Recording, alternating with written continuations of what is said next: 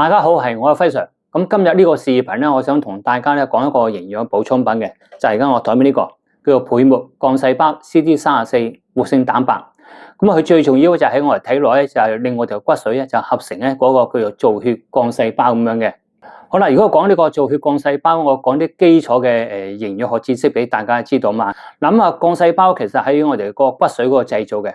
當我哋個骨髓製造咗呢個叫做造血幹細胞嗰陣時咧，佢要分化成兩個系列咁樣嘅。咁第一個系列咧叫做淋巴幹細胞，咁第二個系列咧就叫做咧骨髓先驅細胞咁樣嚇。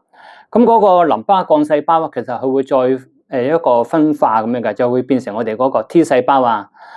B 細胞啊、樹突細胞啊、自然殺手細胞啊、自然殺手細胞又叫做 MK 細胞咁樣嚇。而骨髓先驅細胞咧，佢就會再分化成咧，就係我哋個紅血球啊，我哋嗰個巨細細胞啊，是中性粒細胞啊，是酸性嗰個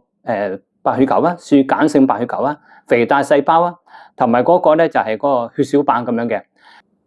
同埋幹細胞啊，其實佈滿咗我哋身體嘅所有嘅器官嘅。咁我哋嘅大腦神經元啦、心臟啊、肺臟啊、肝細胞、腎啦、肌肉組織都含有嗰個幹細胞喺度噶。咁所以其實幹細胞係我哋嘅生命嘅一個源頭嚟嘅。如果佢嗰個代謝失衡啊，或者老化咧，其實我人體開始會退化，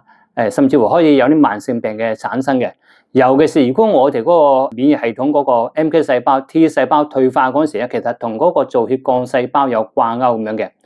好啦，喺而家呢個現今醫學，如果有人士患咗癌症咁講下，咁佢哋第一個手段咧，一定係進行西方嗰啲體系嘅醫療嘅措施咁樣嘅，譬如免疫療法啊、標靶療法啊、化療啊、電療咁樣啊。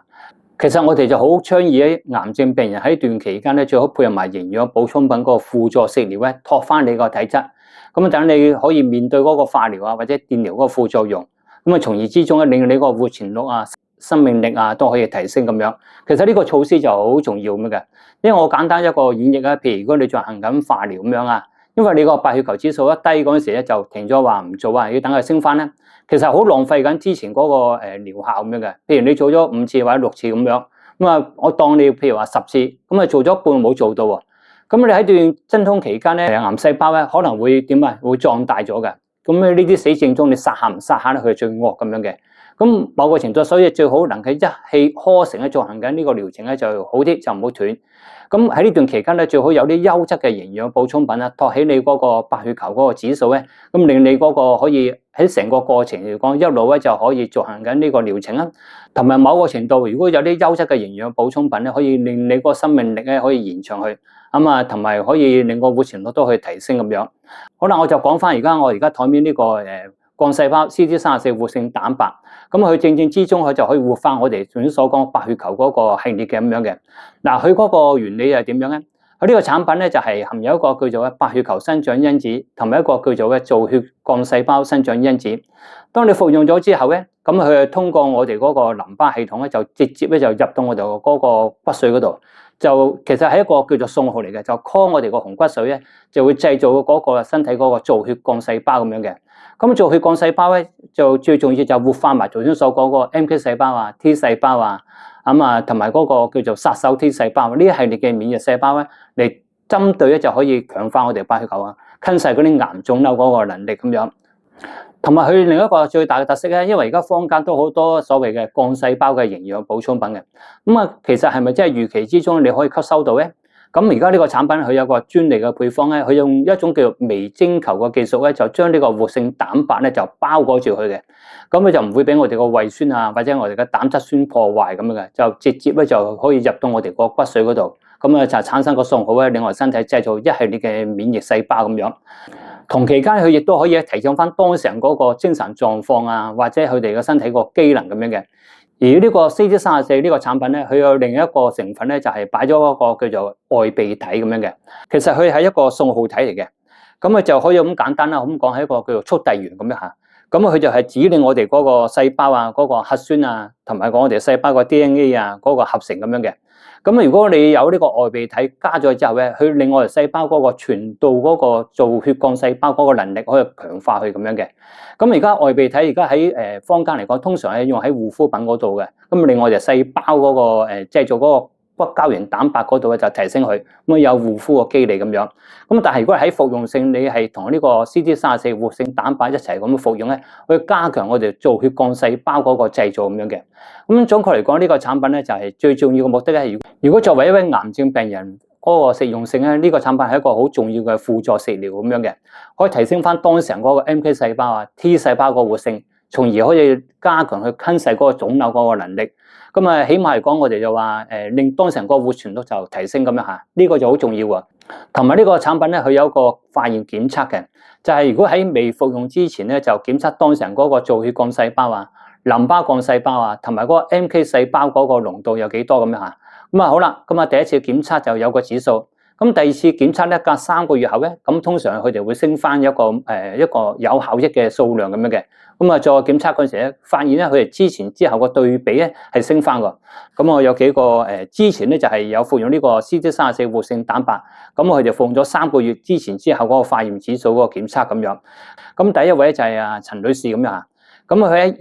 2025年咧就7月3號咧就第一次嗰個檢測嘅。咁嗰個造血幹細胞咧，佢哋只係含有咧就係1億個到嘅啫。咁嗰個淋巴幹細胞咧就係有1100萬個咁樣嚇。而嗰個自然殺手細胞嚇，又叫做 MK 細胞，咁佢大約係有8億9千萬咁樣。咁啊好啦，服用咗3個月後咧，咁啊佢再復檢啦。咁啊再復檢嗰時咧就係25年嘅10月16號，咁佢個造血幹細胞已經去到1億9600萬個咁樣嚇。而嗰個淋巴幹細胞咧就去到2100萬個咁樣，而嗰個自然殺手細胞咧去到18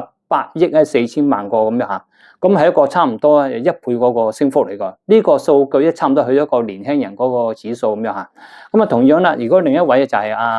呢位伍生咁樣嚇，咁佢呢位係一位肺癌嘅病人嚟嘅。咁佢本身嚟講就喺25年嘅7月3號咧，佢第一次嗰個檢測咧就係嗰個造血幹細胞就係1億咁樣嘅，而嗰個淋巴幹細胞咧就係1000萬個到嘅，而嗰個自然殺手細胞咧就係11億4500萬個咁樣嘅。好啦，跟住咧就係服用咗3個月到啊，就喺25年嘅10月16號咁樣嚇，咁啊再重檢嗰時咧，嗰個造血幹細胞就升翻去1億8千萬個咁樣，淋巴幹細胞就去翻1700萬個咁樣，嗰個自然殺手細胞咧就去到成19億咁樣嘅，咁啊差唔多又係1倍嗰個升幅咁樣嚇。而第三位咧係一位何女士咁樣嚇，佢亦都係一位癌症人士咁樣。咁喺25年嘅10月16號咧，佢第一次嗰個檢測咧就係嗰個造血幹細胞係1億1千萬個咁樣，而嗰個淋巴幹細胞就係1200萬個咁樣嚇，而嗰個自然殺手細胞大約係7億8千萬個到。咁去到26年嘅1月15號啊，再復檢啦，嗰個造血幹細胞去到1億6900萬個咁樣嚇，嗰個淋巴幹細胞咧就去到1700萬個咁樣。咁嗰個自然殺手細胞啊，就去到14億咧，就4000萬個咁樣嘅。尤其是嗰個自然殺手細胞咧，差唔多有1倍嗰個升幅。咁整體嚟講咧，嗰個升幅都係一個唔錯個數字咁樣。甚至乎有個別個案咁，好似話伍生咧，佢嗰個癌胚抗原嗰個指數都低下咗咁樣嘅。整體嚟講呢個營養補充品 CD34活性蛋白咧，就俾我哋好科學化啊嘛，喺數據性咧就睇到之後嗰個實用性咧，即係提升咗佢哋個免疫細胞嗰個指數咁樣嘅。咁喺我哋健康社而家喺呢半年度咧，所有嘅大部分嘅癌症病人咧，我哋都係主力呢個 CD34活性蛋白係首選嘅。當然啦，如果處理一位癌症病人咧，就唔係單一嘅營養補充品嘅，都有其他嘅營養補充品嘅方案一個協調咧就好啲咁樣嚇。咁只不過而家呢個視頻咧，我主力就係講解呢個產品咁解嘅啫。咁呢個營養補充品咧，除咗喺癌症病人適合服用之餘咧，咁其實喺日常生活當一個養生保健咧，都可以服用呢個CD34活性蛋白嘅產品嘅。因為造血幹細胞咧，其實隨着我哋嘅年齡嗰個上升咁講咧，老化咧，咁樣造血幹細胞都會慢慢會枯竭啊，會少咁樣嘅。當你造血幹細胞一少嗰陣時咧，人開始年紀會老啊。有病啊，甚至乎咧係令我哋個生命力係縮短咁樣嘅。相反嚟講，如果你個造血幹細胞提升咗之後咧，你人體嗰個健康狀況可以延長我哋個生命力啊。簡單嚟講，即係可以叫做抗衰老咁樣。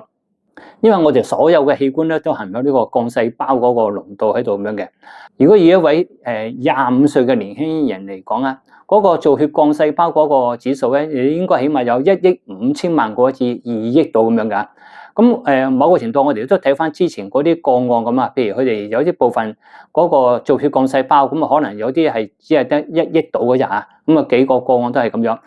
但係佢哋服用咗呢個產品之後咧，就上升到去有1億5千萬個，有啲1億6千萬個，即係去翻一個年輕嘅指數嘅。咁啊，所以同期嚟講，如果當時唔係一位癌症人士啊，即係一位普通嘅人士咁講嚇，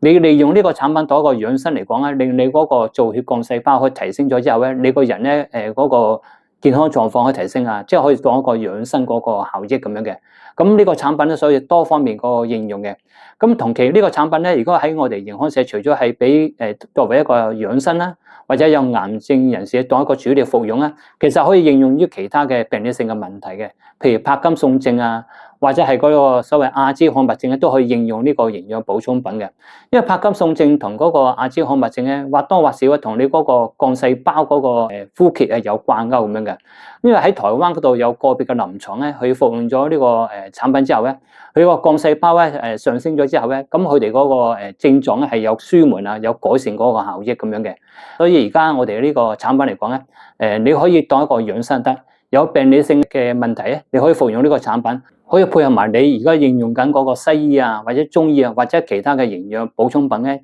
一個叫做協同效應咧，我好絕對相信可以提升翻你嗰個治療嗰個效益，康復個速度咧都可以提升咁樣嘅。